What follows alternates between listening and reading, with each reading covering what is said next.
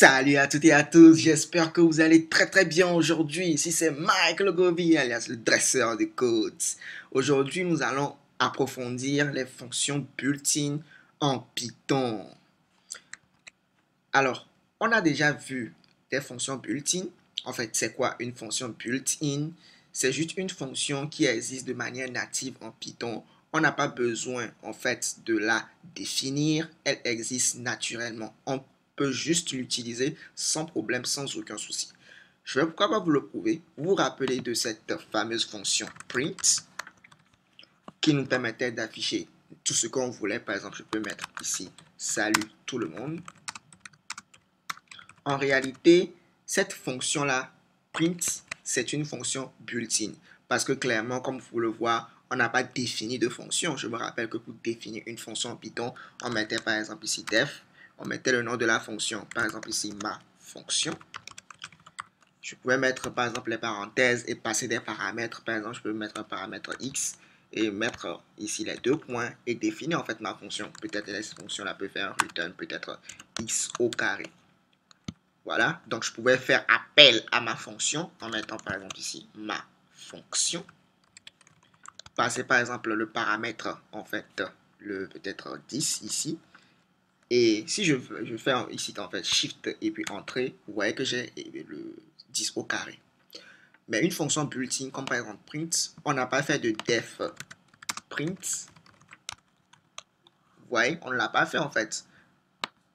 On a juste utilisé notre fonction print tranquillement et simple. Également, on a vu la fonction range. Vous vous rappelez lorsqu'on faisait notre parcours de boucle, par exemple, for i in range. Vous vous rappelez de ça, for i in range, peut-être 10. Ici, voilà, print i. Donc, range également, c'est une fonction built-in. Vous voyez, c'est une fonction built-in. On n'a pas eu besoin de la définir explicitement.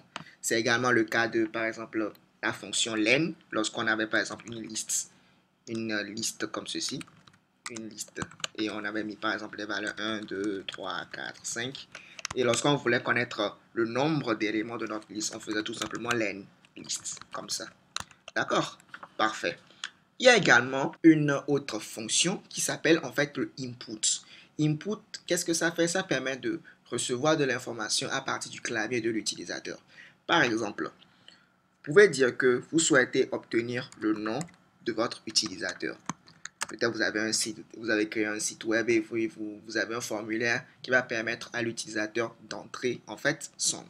Comment est-ce que vous allez faire? Il va falloir faire appel à la fonction built-in input et vous allez peut-être mettre ici veuillez, vous allez mettre un message en fait, veuillez entrer voilà votre nom. Et si je fais par exemple shift entrée, vous voyez ici, il demande d'entrer son nom. Et je peux mettre ici le nom que je veux. Je peux mettre par exemple ici dresseur de code. Vous voyez? Parfait. Et ce qui est intéressant dans cette histoire, ce qui est intéressant, c'est que je peux venir ici et voir ce qui est à l'intérieur de ma variable nom. Et vous allez voir, ce sera dresseur de code. Comme vous pouvez le voir, dresseur de code. C'est excellent, n'est-ce pas? Vous pouvez continuer, vous pouvez mettre par exemple, vous pouvez faire par exemple mon chiffre préféré. Mon chiffre préféré. Et je peux encore faire appel à ma fonction built-in input comme ceci. Et au lieu de veuillez entrer votre nom, je vais mettre mon chiffre préféré. Désolé pour les accents. Et voilà, comme ceci. Et si je fais shift entrée, je peux mettre mon chiffre préféré. Je peux mettre par exemple ici 20. J'aime avoir beaucoup de 20 sur 20. Alors ici, je fais shift entrée. Et voilà, parfait. Je peux tenter de voir qu'est-ce qui est à l'intérieur de mon chiffre préféré. Et vous allez voir, j'ai bel et bien 20. Le problème avec ce 20 là, c'est que ce n'est pas vraiment un entier. Je vais pourquoi pas vous le prouver. Je vais faire mon chiffre préféré comme ceci. Je vais faire un plus et je vais faire par exemple 10. Normalement, si c'était un entier, la réponse à cette instruction, normalement, ça doit nous retourner 30. Mais regardez, au lieu de 30, ça va nous retourner quoi? Ah, vous voyez, can only concatenate str, not string. En grosso modo, il ne peut pas faire cette opération parce que mon chiffre préféré est une chaîne de caractères alors que 10 ici est un entier. Comment est-ce qu'on aurait pu faire pour être sûr que au lieu de nous retourner ici une chaîne de caractères, bon, d'ailleurs, je vais vous prouver que c'est vraiment une chaîne de caractères. Il y a une fonction en Python, par exemple, isInstance, vous voyez, et cette fonction isInstance, c'est également une fonction built-in. Je peux par exemple faire ici Shift tabulation pour voir qu'est-ce que je peux mettre à l'intérieur de isInstance. Ici, on nous dit qu'on peut mettre notre objet, donc c'est-à-dire notre variable ici, comme ceci, tac, et je peux mettre ici virgule, et je peux venir voir, est-ce que je peux mettre par exemple le type int comme ceci, pour vérifier est-ce que ma variable comme ceci est un entier. Donc si je fais par exemple shift entrée, vous voyez ici, il dit que c'est false. Par contre, si je fais isInstance comme ceci, et je mets par exemple str, vous allez voir, il va nous dire que c'est quoi? Que c'est tout. Parce que évidemment, c'est une chaîne de caractères. Si par exemple, je voulais être sûr que, voilà, au lieu de me retourner en fait une chaîne de caractères, je veux un entier, je peux mettre par exemple ici int comme ceci, entre parenthèses, et ce int là c'est également une fonction built-in en Python. C'est également une fonction built-in en Python. Cette fonction là, elle permet de faire quoi? Elle permet de faire ce qu'on appelle le casting. Il va transformer en réalité la chaîne de caractères en entier pour nous. Et regardez par vous-même, je vais faire shift entrée. Je vais mettre par exemple ici encore 20 et je vais valider. Et maintenant, je vais faire quoi? Je vais tenter de faire la même chose qu'ici, mon chiffre préféré plus 10. Et je fais comme si je valide. Vous voyez que maintenant, il m'a bel et bien mis 30. On peut encore prouver que c'est bel et bien un entier. Maintenant, je vais juste copier comme ceci, coller isInstance of mon chiffre préféré, int. Et vous allez voir maintenant, ce sera true. Parce qu'on aura réussi à convertir en fait la chaîne de caractères 20 en entier 20. D'accord? Super. Il existe également de nombreuses fonctions built-in en Python. On va voir quelques-unes. Voilà. Par exemple, ici, il y a des fonctions built-in les plus courantes. Comme vous pouvez le voir, il y a plusieurs entre elles. On peut par exemple voir celle-là, apps. Qu'est-ce que la méthode, qu'est-ce que la fonction apps permet de faire? Supposons que l'on a une valeur val qui vaut par exemple ici moins 10. Si nous, on souhaite obtenir la valeur absolue de val, il suffit juste de faire appel à la fonction built-in val, comme ceci. Et ça va nous retourner en fait la valeur absolue de moins 10. C'est quoi la valeur absolue de moins 10? C'est tout simplement 10. Regardez par vous-même, vous voyez. Excellent. On peut par exemple penser à la fonction built-in min. Qu'est-ce qu'elle fait? Donc cette fonction built-in là, elle permet de faire quoi? Donc si je mets par exemple min comme ceci, supposons que je ne la connais pas, je fais shift comme ceci. Et on nous dit qu'elle peut prendre en paramètre, en fait, ici, un itérable, un iterable. C'est quoi un iterable? C'est par exemple une liste. Une liste comme ceci, c'est un iterable, c'est-à-dire une séquence, en grosso modo. Je peux par exemple avoir ici une liste de nombres, par exemple 10, 11, 3, 2, 5, 1, et puis moins 1 et peut-être 19. Supposons que je veux connaître le minimum de cette liste. Le minimum, le plus petit élément, en fait, c'est moins 1. Donc, vu que moi, je n'ai pas envie de me casser la tête, je peux mettre tout simplement ici min et je mets liste. Vous allez voir moins 1. Inutile de vous dire qu'il existe également max. Donc, max aussi me permet de retourner, en fait, ici, le 19. Le maximum de cette liste-là. On peut également voir la somme des éléments. Il suffit de mettre ici somme et puis liste, comme ceci. Donc ça me permet de faire quoi? La somme des éléments de ma liste. Et je vous garantis que quand on fera la somme, ça va nous donner ce 51 là. On peut également, pourquoi pas, faire le sort, donc c'est-à-dire trier au fait la liste. Donc grâce à la méthode sorted, qu'est-ce qu'elle prend en paramètre? Elle prend en paramètre un iterable. Un iterable, donc si je mets par exemple mon iterable list comme ceci, et que je valide, vous avez vu que notre liste a bel et bien été triée. Parfait. Et ce qui est intéressant avec ceci, c'est que lorsque vous faites Shift tabulation, il nous dit qu'on peut prendre le iterable et qu'on peut dire si on veut faire le reverse ou pas. Par défaut, le reverse est à false, c'est-à-dire est-ce que c'est un tri dans l'ordre croissant ou bien est-ce que c'est un tri dans l'ordre décroissant. Quand c'est false, quand le reverse est à false, c'est un tri dans l'ordre croissant. Et lorsque le reverse sera true, ce sera un tri dans l'ordre décroissant. Par exemple, je vais mettre ici liste. Je vais dire que le reverse sera ici à true.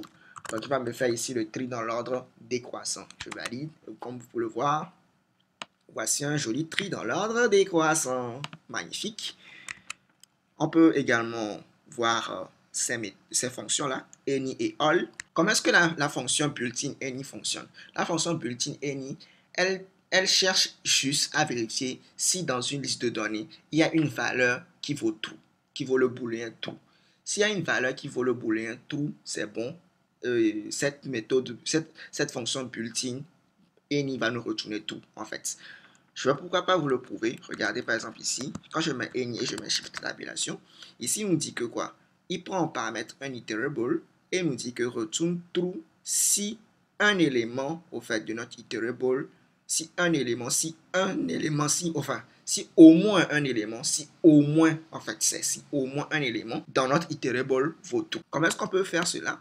Je peux par exemple mettre ici list true false, list true false.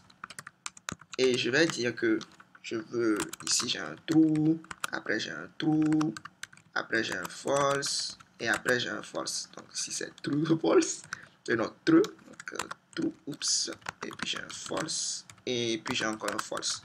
Lorsque je vais faire un any ici de liste true false, ceci va me retourner en fait true. Pourquoi? Ok, ici je dois faire shift entrée et encore shift entrée, voilà. Ici, il me retourne true. Pourquoi? Parce qu'il y a au moins un élément dans cette liste-là qui vaut true. Supposons que j'avais mis ici peut-être false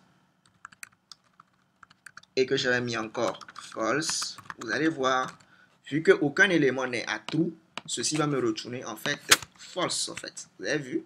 Parfait. Et il y a une autre méthode qui veut dire qu'il y a le all. Comment est-ce que le all fonctionne? On va voir. Donc je peux faire par exemple chez shift tabulation. Ici, il dit que ça prend en paramètre un iterable et dit return true if bool x is true for all value of x. If bool x is true for all value of x in the iterable. Pour que le all puisse retourner true, il faut que toutes les valeurs de notre iterable soient en fait true. Donc si par exemple je fais comme ceci, clairement actuellement à l'état actuel, ceci va me retourner false. Mais si je change par exemple tous les false en true, donc je vais juste faire un petit copier-coller, comme ceci, comme ceci, comme ceci, par exemple. Vous allez voir maintenant, il va me retourner true parce que tous les éléments sont à true. Mais s'il y a un seul élément, par exemple, qui est à false, vous allez voir, ceci va me retourner false. Excellent. Ça, c'est super. Maintenant, on a vu quelques fonctions built-in relatives à des calculs et à des petites vérifications. Et vous devez savoir aussi qu'il existe d'autres fonctions built-in qui sont en fait liées au casting. Comme on a pu le voir tout à l'heure avec la fonction int, comme ceci, qui avait réussi à transformer une chaîne de caractères, par exemple ici, par exemple 20, ok, ceci va le transformer en entier ici. Ceci va transformer notre chaîne de caractères 20 en entier ici, ok. Et vous devez savoir que il y a également d'autres fonctions built-in comme ça. Donc, je pense que vous êtes familier à int, str, set, complex, dict, list, tuple, bool. C'est des choses qu'on a déjà vues. Donc, en grosso modo, ils vont permettre de transformer ce qu'on va mettre dans leurs paramètres, de les transformer dans le type au fait. Donc, si on met quelque chose dans les paramètres de int, il va tenter de transformer cela en entier. Si on met quelque chose dans les paramètres de bool, il va tenter de transformer ça en bool. Si on met quelque chose dans les paramètres de tuple, il va tenter de transformer ça en tuple, et ainsi de suite pour list, dict et complexe. On va prendre un exemple et on va voir. Supposons que j'ai une liste, j'ai ma liste déjà, j'ai ma liste comme ceci. Et que moi, je voudrais que ce ne soit plus une liste. Je voudrais que ce soit un tuple. Il me faudrait juste de mettre ici tuple et je passe par exemple ici ma liste. Et boum. Vous avez vu? Ça marche à la perfection. Je vais voir qu'est-ce qui se passe si je mets par exemple ici dict et je passe liste comme ceci. Qu'est-ce qui se passe? Ok, ceci ne marche pas parce que c'est une liste. Et si je mettais ici plutôt par exemple un tuple. Donc je transforme ma liste en tuple et je transforme le tout en dictionnaire. Rien ne marche. Rien ne marche, rien ne marche. Pourquoi rien ne marche? On va tenter de voir shift tabulation. Donc avec dict, on ne peut pas passer de liste, on ne peut pas passer de rien du tout. Tout ce qu'on peut faire, c'est passer par exemple, je pense qu'on peut passer un dictionnaire vide. Par exemple, je peux mettre ici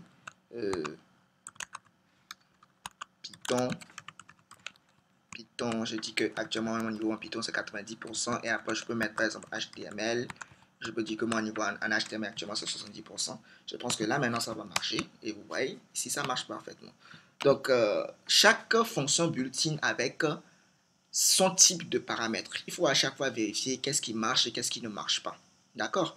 Mais l'idée générale c'est que grâce à ces fonctions built-in là, vous allez tenter de transformer ce que vous allez mettre en paramètres. Par exemple ici en int, ici par exemple en bool, ici par exemple en tuple, en list, en str. Ok? Donc si par exemple je voulais transformer cet entier 10 par exemple en chaîne de caractères, je peux mettre tout simplement str10 et boum.